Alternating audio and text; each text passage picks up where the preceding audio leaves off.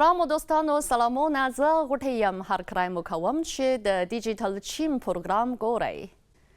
چین له تیرو څو کلونو راهیسې کورني بازار ته د نورو هېوادونو او سیمو د کرنیزو تولیداتو او خوړو د ننوتنې اندازه پرله پسې زیاته کړې او د کیفیت د څار ازموینې او کرنټین مرخارې یې بشپړې کړې دي چې په رڼا کې یې د ډېرو هېوادونو او سیمو کرنیزو تولیداتو او خوراکونو چیني بازار ته د ننوتلو اجازې ترلاسه کړې دي.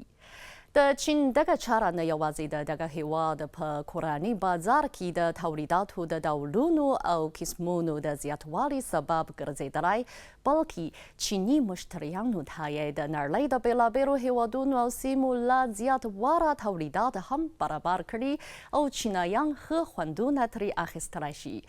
زه به په نننۍ پروګرام کې تاسو ته د ګڼو شمېرو له مخې اړوند معلومات در وپېژنم.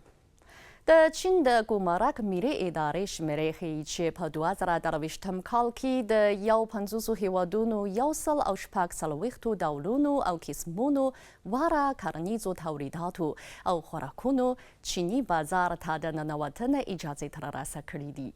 د پاملرنې وړ ټکی دا دی چې په 2014 کال کې چین او افغانستان چیني بازار ته د افغان زعفرانو د ننوتلو خوکللیک لاسلیک کړی او د راز د افغانستان جلغوزي هم د هوایي دهلیز له لارې چین ته انتقالیږي او په دغه هېواد کې یې لوی بازار موندلی دی.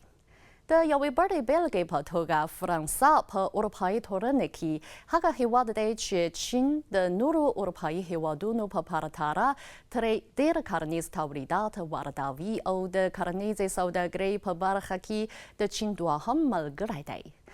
د 2023 کال تر نیمایي پورې د فرانسې څخه باندې 200 ډوله کرنیز تولیدات چین ته د صادراتو اجازه ترلاسه کړې او لږ تر لږه 7,000 کرنیزې تصادۍ یې په چین کې ثبت شوي دي.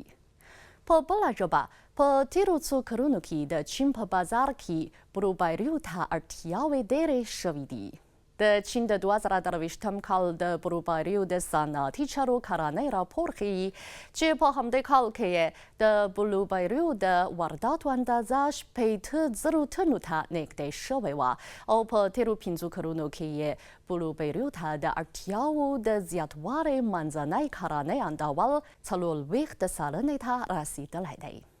دغه راز د ډېرو هېوادونو د کرنیزو تولیداتو او خوراکونو تصدۍ د چین د لوی بازار پټ ځواک او ځانګړتیا ته په ډېره درنه سترګه ګوري. څرنګه چې په چین کې د مصرفي جوړښت د واره کېدو په حال کې دی نو بهرنیو وړه تولیداتو ته د چیني بازار اړتیاوې هم د زیاتېدو په حال کې دي.